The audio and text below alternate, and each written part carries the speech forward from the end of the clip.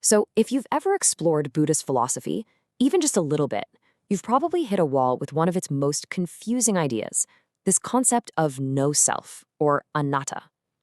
I mean, it can sound like it's saying you don't exist, which just feels wrong, right?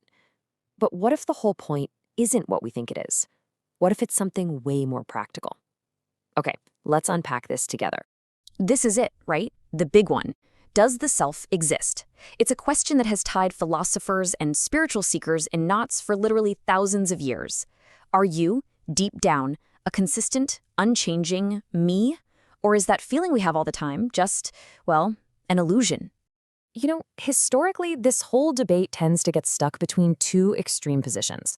On one side, you have eternalism. That's the idea that, yeah, there's a real, permanent, unchanging soul at your core. And on the other side, you've got annihilationism, the belief that the self is just a complete illusion that gets totally wiped out when you die.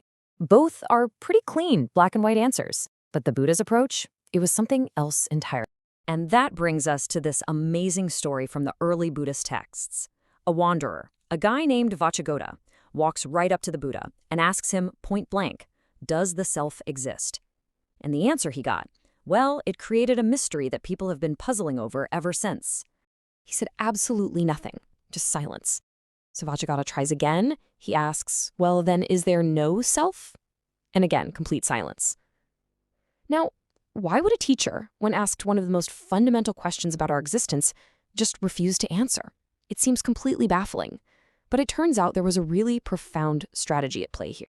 So later on, the Buddha explained to his attendant, Ananda, that his silence wasn't him dodging the question. No, it was a very deliberate move to keep Vacchagotta from falling into one of two big philosophical traps. Because saying a simple yes or a simple no would have just pushed him towards a viewpoint that ultimately wasn't helpful at all. And the reasoning here is just brilliant. Think about it. If the Buddha had said, yes, the self exists, he would have just been siding with that eternalist view, the idea of a permanent soul. But if he'd said, no, the self does not exist, that would have played right into the annihilationist view, that we're just an illusion that gets zapped out of existence. He called both of these a thicket of views, like a tangled mess of thorns that doesn't lead to freedom, but just gets you more stuck and creates more suffering.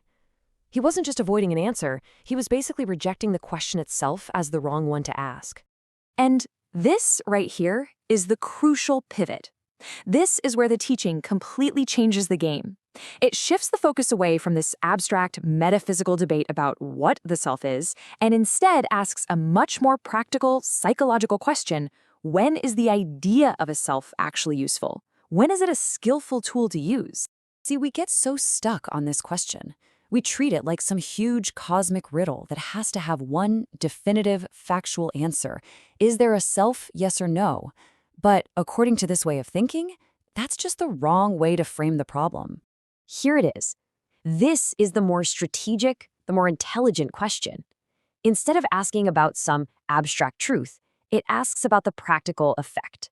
When does thinking in terms of I, me, and mine actually lead to a better life, to less suffering? And when does it just make things worse? This reframes everything. So what anatta, or not self, really is a strategy. It is not some metaphysical statement that you are a ghost or that you don't exist. It's a practical tool. It's a way of looking at your own experience, your thoughts, your emotions, your body, and taking apart that sticky habit of clinging to them as me or mine. Because you see, it's that clinging itself that causes so much of our pain. And what's really fascinating here is that the teachings actually use both concepts as skillful tools. On the one hand, you have the self strategy. It's used to build up things like personal responsibility and motivation. There's a famous line that says, your own self is your own mainstay. That's a useful way to think sometimes. But then you have the not self strategy, which is used to dismantle our clinging to things that are always changing. To be able to look at a passing emotion and think, this is not mine, this is not myself. It's like having two different tools in your toolbox for two totally different jobs. Okay, so that all sounds pretty good in theory, but how does this actually work in our day-to-day life? To make this less abstract, let's look at how our sense of I is actually born, not over a whole lifetime, but from one moment to the very next. This image here, the wheel of becoming, illustrates a core teaching about how one thing leads to another, creating the fabric of our experience. Now, traditionally, this cycle was often seen as something that unfolds over many, many lifetimes. But a more modern psychological take, especially from the teacher Buddhadasa Bhikkhu, is that this entire process of creating a self can happen in the space of a single breath right here and right now. Let's make this super simple. Imagine you're eating something you absolutely love. First, there's just taste, right?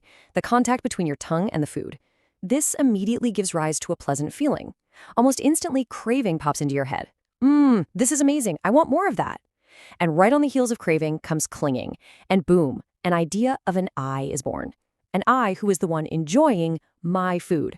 A little mini self just got fabricated right there out of a reaction to a nice sensation.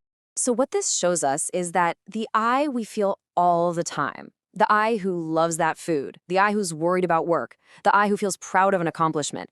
It's not some solid, permanent thing. It's a temporary mental process that pops up when the conditions are right, hangs around for a bit, and then vanishes when those conditions change. And actually seeing this process happen clearly, that is the not-self strategy in action.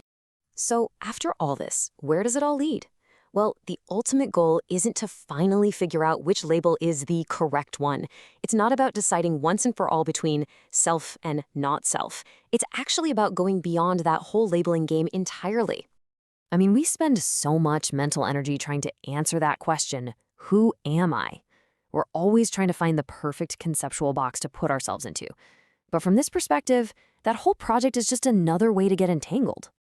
The real freedom, the real release, comes when you're no longer compelled to define yourself, to categorize yourself, or to cling to any particular view about who you are. It's when you can just let your experience be what it is without needing to stamp a big I on top of it. There's this incredible line from one of the oldest texts that really nails this idea.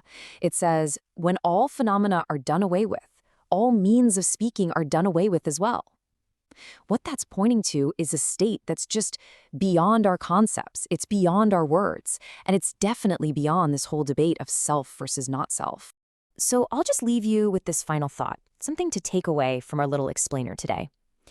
What might happen? What might shift in your own experience if, just for a little while, you put down that heavy question of who am I? And instead simply watch the process of what is, what's arising and passing away, right here, right now.